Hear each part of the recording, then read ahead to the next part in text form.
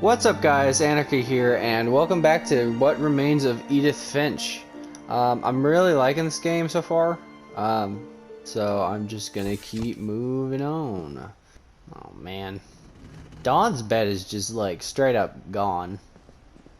I can't imagine my mom ever writing poetry, and yet...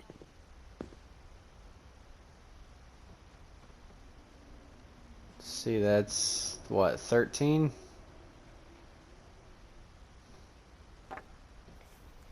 A poem for Gus, who always said the wedding was a bad idea. Our father never hit us kids, at least not very hard, before the day my brother said with teenage disregard that he'd be dead before he'd see a wedding in our yard. Wow, okay.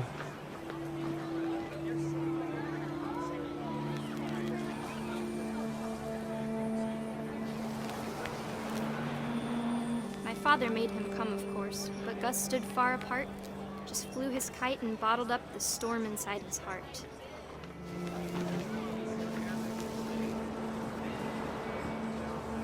I tried to talk him out of it, but though he'd never met her, "We don't need a stepmom," were the words that I now pronounce you husband and wife. You may kiss the bride.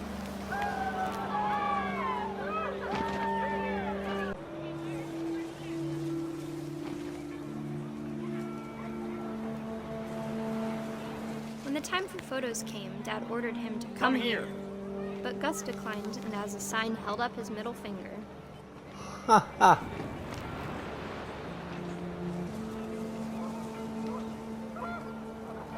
The wind picked up and panicked geese appeared and quickly went. But all the humans did that day was go inside the tent. Oh no, really? Is this how this is gonna go?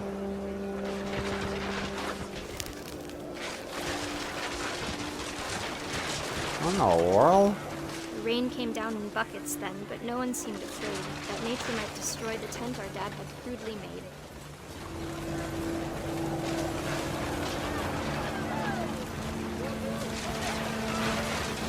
The thunder sounded much too close and full of angry power.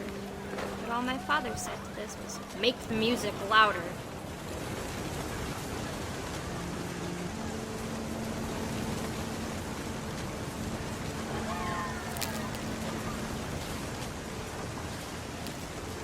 I wish that would.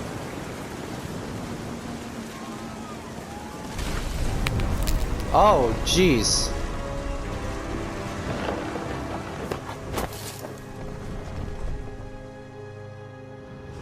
I wish that I could truly say I thought about you on that day. Out there on the beach alone, just you, the wind, sea, and foam. But I didn't. Until we found you. Oh my god.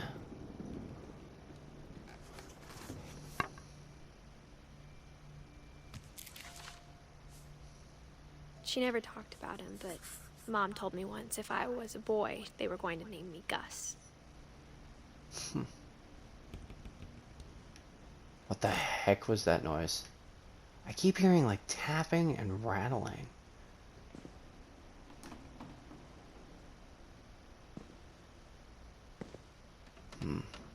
So there's a story for Gregory and there's a story for Gus. What's up with Dawn? And there's literally nothing here. Ah, this way. No. Maybe? Yeah. My I mom just moved did. up to the loft after her brothers died. At the time, it was as far away as she could get.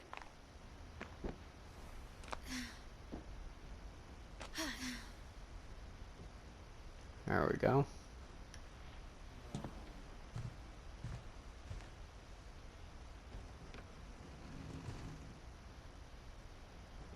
Dawn and Sanjay. Ah. So this is where Dawn's stuff is. Oh, so Dawn is mom. Got it. So let's see what Dawn's up to. She spent a summer building houses in Calcutta, where she met my dad, Sanjay.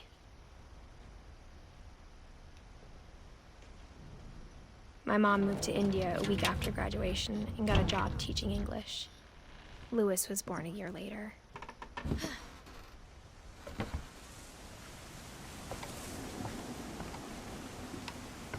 When my dad died, I don't think Mom knew where else to go. I'm sure Edie was happy to have her back. And to see kids in the house again.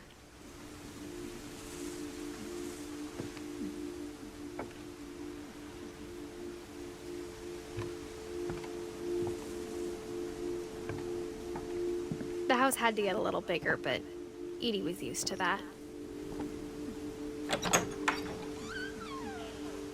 And for a while, things were good. Almost normal.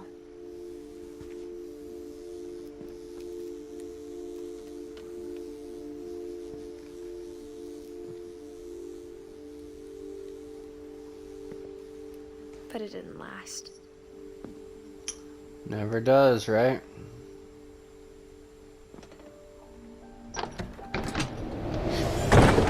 The beginning of the end was Milton's 10th birthday, when Edie gave him a castle.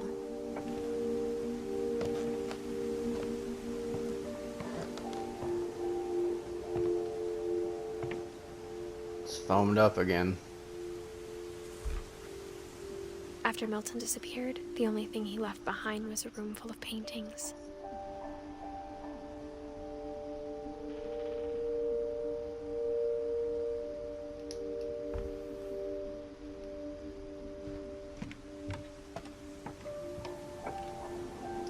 I guess this is the way in.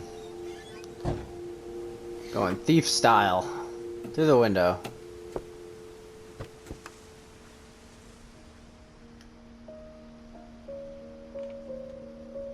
I think Edie was happy to finally have another painter in the family.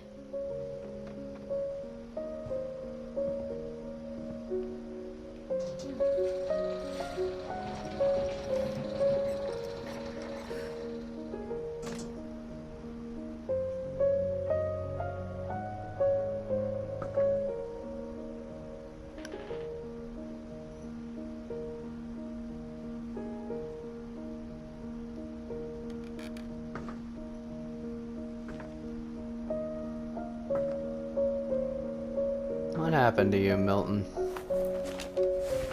Milton Finch in The Magic Paintbrush.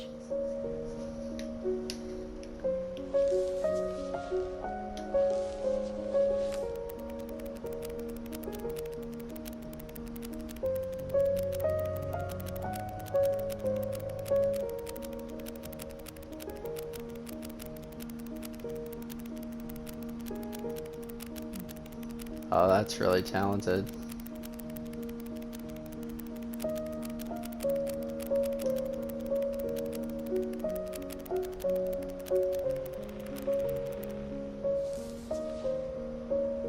Interesting.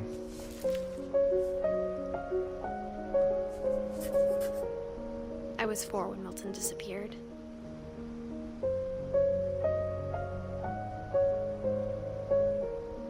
So that's really it? That's all we know? Wow. Alright.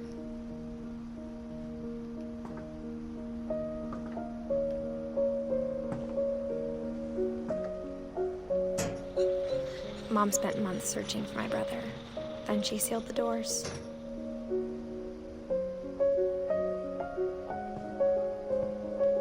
Can't say I Whatever blame Milton her. had found in the house, Mom didn't want it getting out.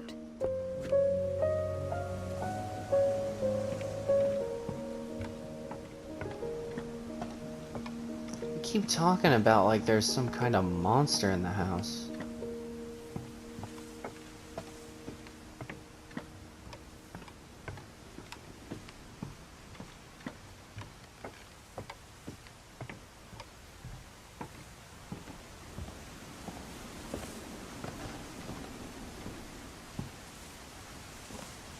Mom definitely blamed Edie, but I think Louis blamed himself.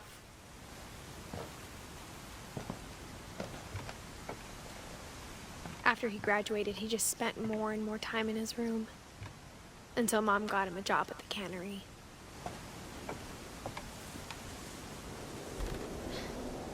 Everyone always told me to stay out of Lewis's room. Except Lewis. Mm. He's a fan of marijuana, that's for sure.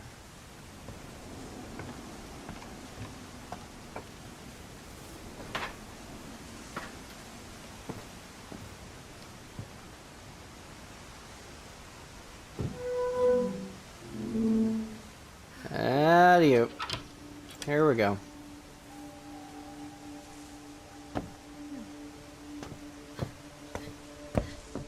Lewis's room smelled very, very familiar. That part of him lived on.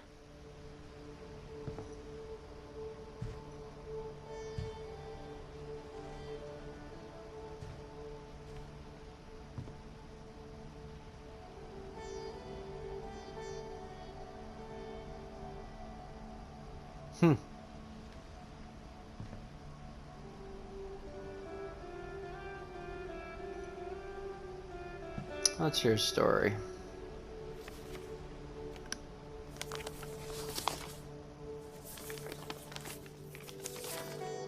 Dear Mrs. Finch, as Lewis's psychiatrist, I can understand your desire for an explanation.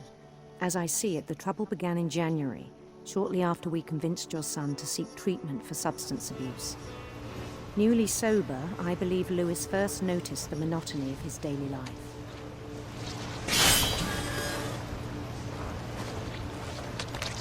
He kept working at the cannery. This is But he withdrew very half his- familiar. In our sessions, I saw the same behavior. His mind began to...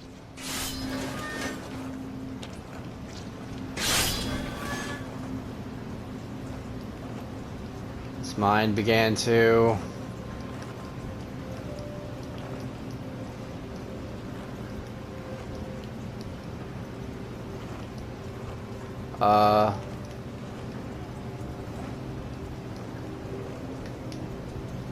His mind began to...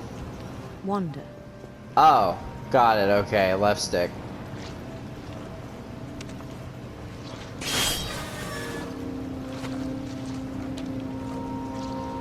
I asked him to describe it. He said he started small, imagining a labyrinth.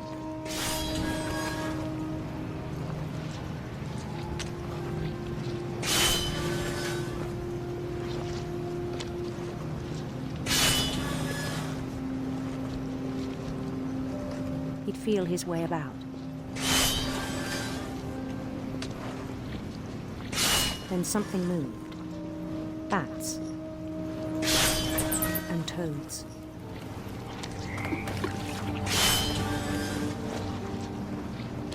And things that have not names. He knew it was all in his head.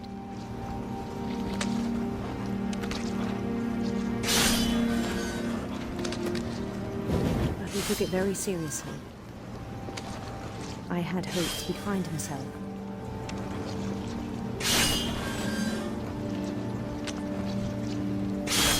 But he found something more.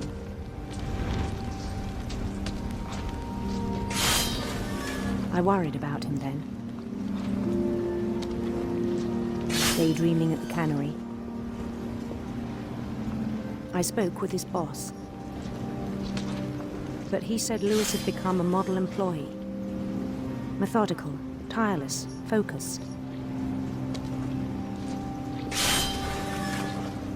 Like a whole new Lewis. So I let him go on.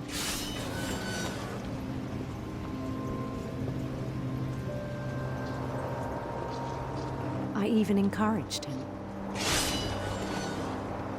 It seemed very promising at first. He told me he'd made a new friend.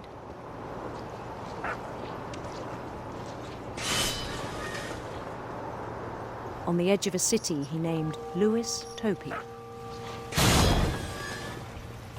He built the city up slowly, brick by brick. Then he made musicians.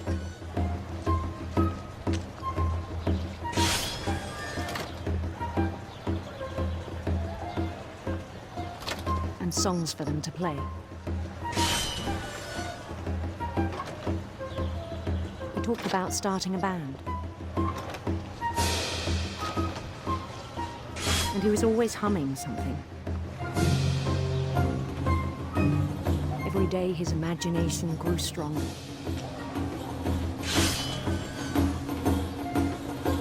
He no longer spoke at the cannery. But his chopping was as reliable as ever. Then one day it struck him that all the cheering crowds, even the stones under his feet, were all in his imagination. So he could do whatever he wished.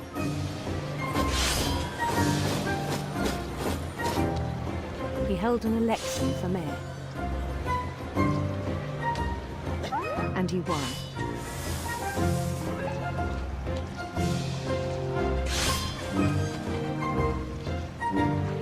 They begged him to stay, but his mind was already wandering. It became a game for him.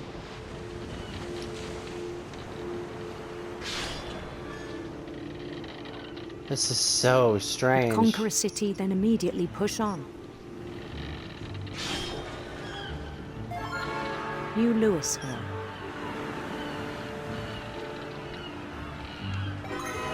St. Louis.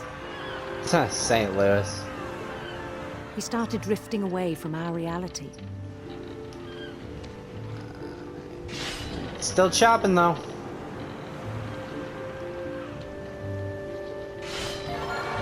Minneapolis. Until one day he forgot to go home from the cannery.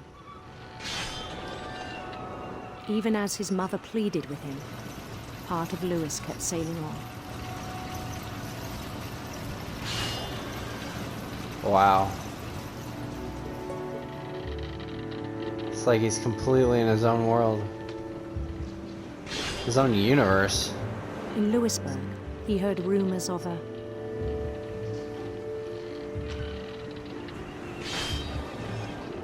handsome queen.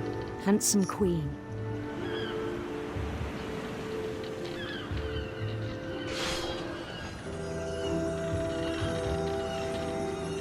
What in the world?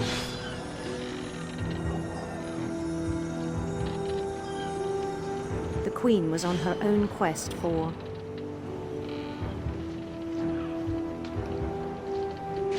sinister serpents.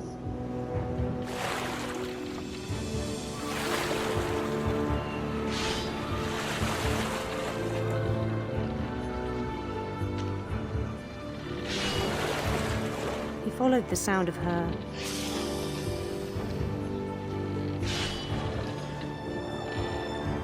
electric sitar. Oh yeah. electric sitar.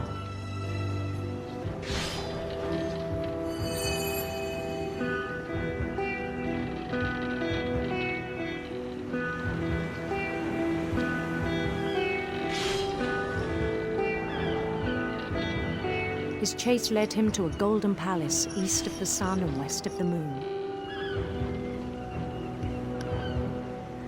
Even then, his logic remained sound. Oh, this is a problem. He knew the world was all in his imagination. Oh my god, there's so many fish.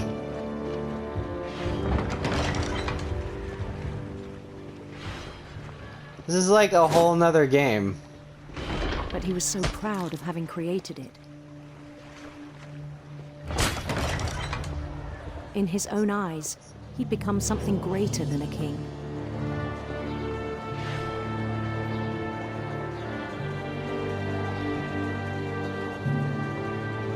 It's completely covered the screen. For That's someone who'd never known craziness. success in the real world, I think it was overwhelming. And then it struck him that the real Louis was not the one chopping salmon, but the one climbing the steps of a golden palace.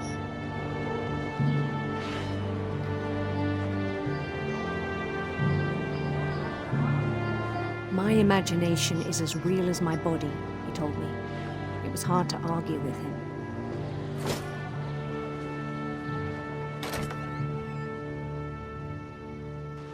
Wow.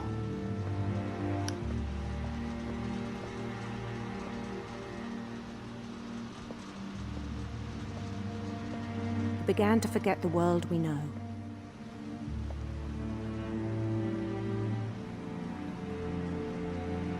I assume that's his locker.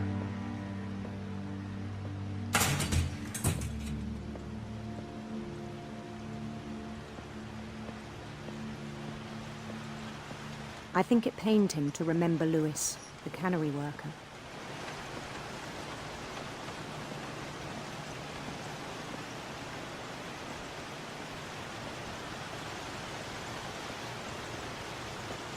He began to despise the man with a royal contempt.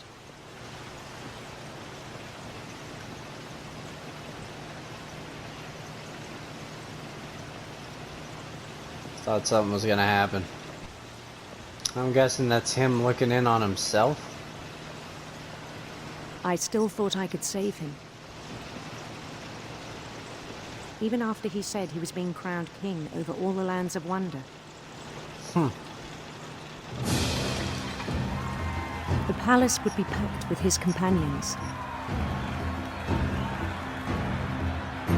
Have we seen this before?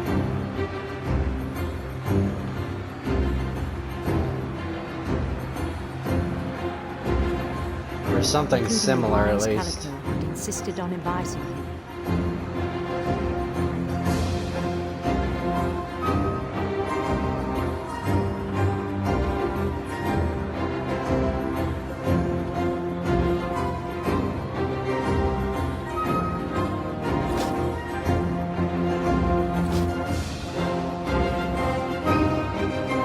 His queen waited, holding his crown. Why do I feel like that's not a crown? There was only one thing left to do.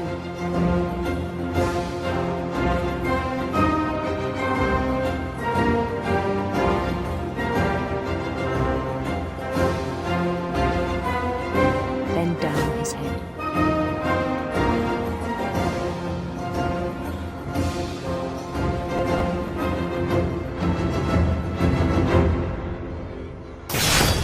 And the rest I think you know. Mrs. Finch, your son was a kind man who will be missed by all of us who knew him.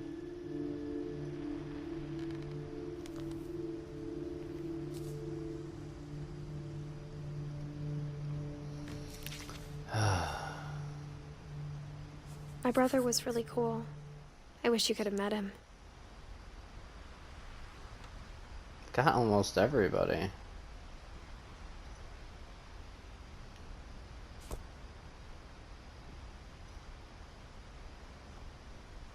Saving.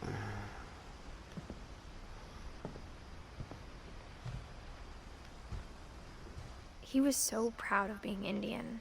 I think for him, it was a way to be something other than just a Finch.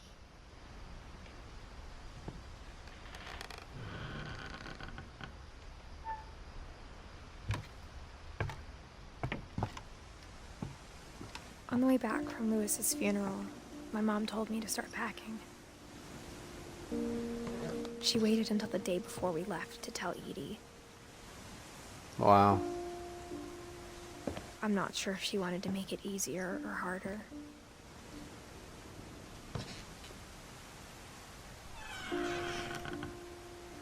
I wish we'd stayed.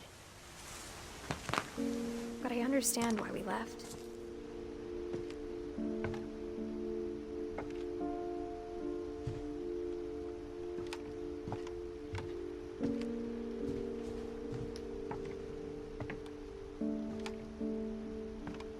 What happened that night had been coming for a long time. Maybe it should have come sooner.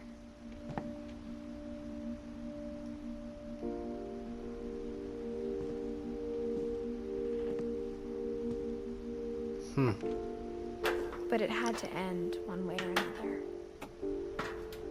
All that's left now is to tell you about that last night. What happened? I'm very concerned.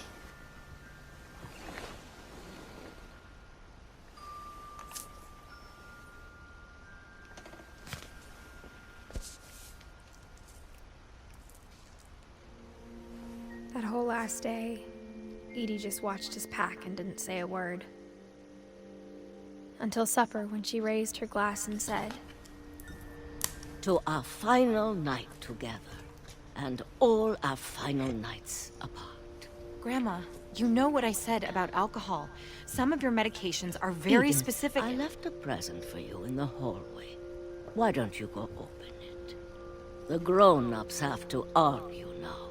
I'm sorry, you're right. We're all leaving tomorrow. Let's just enjoy our last... I'm not leaving.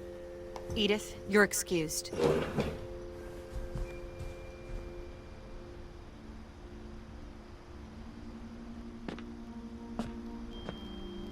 the power had been shut off that morning, but Edie always had plenty of candles. When my mom sailed the library, I don't think she knew about the other entrance. Or that Edie had a key to it.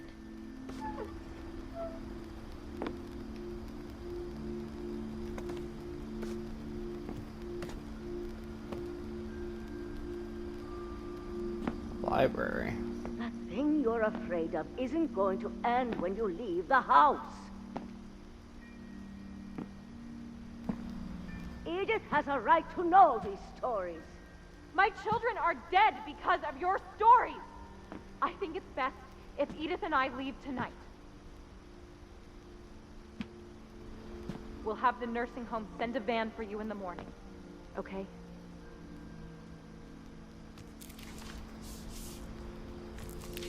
Dear Edith, there's so many stories I wish I could tell you, but there's only time for one. This is about what happened on the night you were born. That night, the tide went way, way out. It was the first and last time I ever saw the old house aground. There'd been an earthquake out in the middle of the ocean. They called it the lowest tide in 1,000 years. God, it smelled awful. You know, I've seen that house every day of my life. But I never thought I'd go back to it. When the fog rolled in, I lost my way. Typical.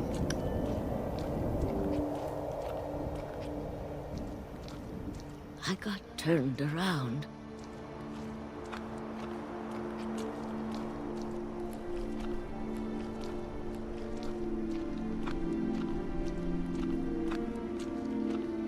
I started seeing things. Ah, fuck.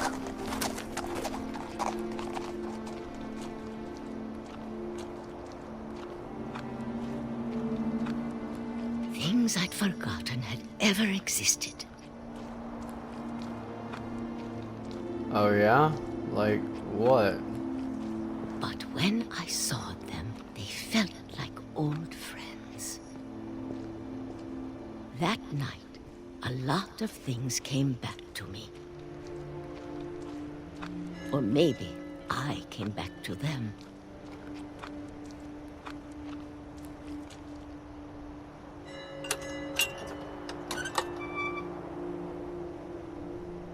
Things I can't explain, but that I need you to try and... Edith, what are you doing in here? It's mine! Edith! Mom, you're gonna rip it! Let go! I kicked and screamed, but Mom dragged me to the car.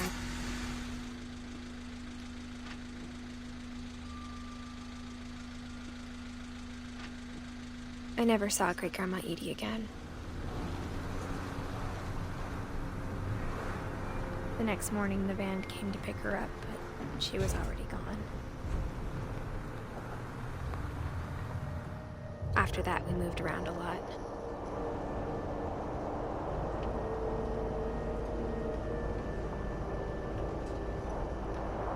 We both tried to make the best of it.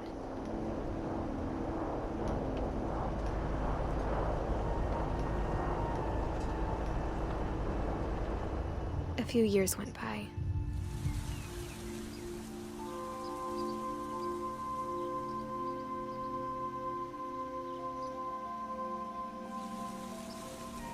My mom didn't like to talk about it. But she started getting sick a lot. The rest happened pretty quickly.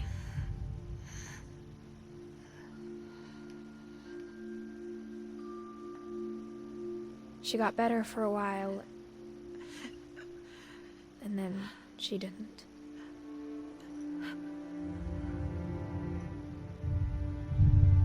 And then I was alone.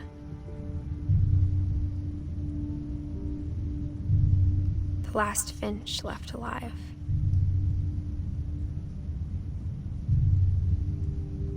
Until I found out about you.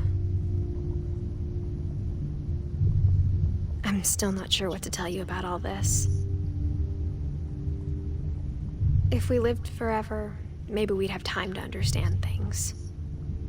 But as it is, I think the best we can do is try to open our eyes. And appreciate how strange and brief all of this is.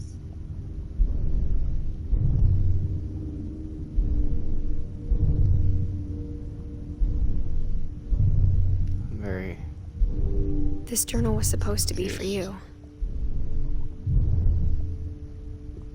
But now I hope you'll never see it. I just want to meet you. And tell you all these stories myself. But I guess if you're reading this now, things didn't work out that way.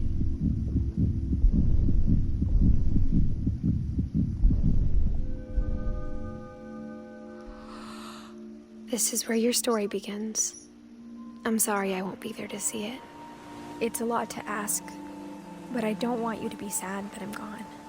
I want you to be amazed that any of us ever had a chance to be here at all. Good luck.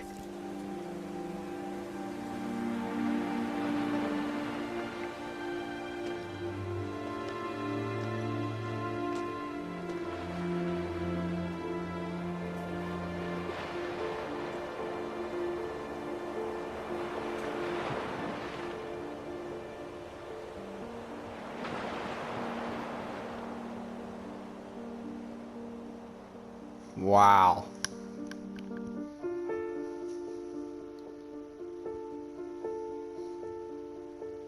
That was insanely powerful. Oh man, I don't even know what to say. There's just so much. I feel like this is one of those games where, yeah, it's nice to sit down and play it for a couple of hours and complete it, but I think this is one of those things where you really need to play it a couple of times to really get the whole picture of what was going on, who was talking to who, what happened, how did everybody feel about everything. Because they make a lot of stuff obvious, like of how certain kids died, but there's some, it's just really vague. I mean, especially just thinking about it, I mean, the whole Milton thing. I mean, I guess his whole story is that it's supposed to be vague because they never found out what happened to him. I don't know, like, that's really the only one that's really open-ended as to, like, what happened to him.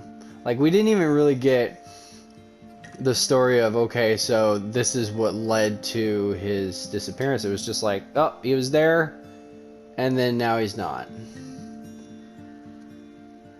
So, man, this is...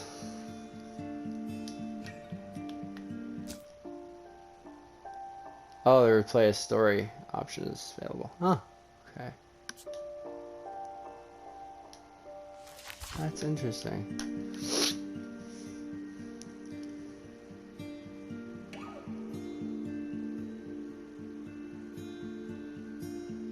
But yeah, I've been meaning to play this for a long time now, and everybody's been saying, oh, you gotta play this at least once, you gotta see the story, you gotta finish this and that and the other. And I'm really happy I did. Like, this is this is a really truly an interesting experience when it comes to gaming. You don't have a lot of games like this where it's interactive, but the story is so passionate and has so many different things attached to it that you get sucked in almost immediately. I don't know if any of this is making sense, but I'm blown away, honestly. Alright. Wow.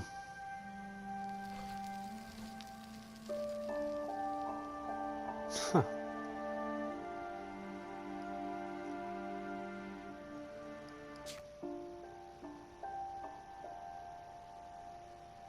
Well, that's it. Thank you so much for watching and enjoying this with me. Well, whatever game I play next, I'll see you in the next one.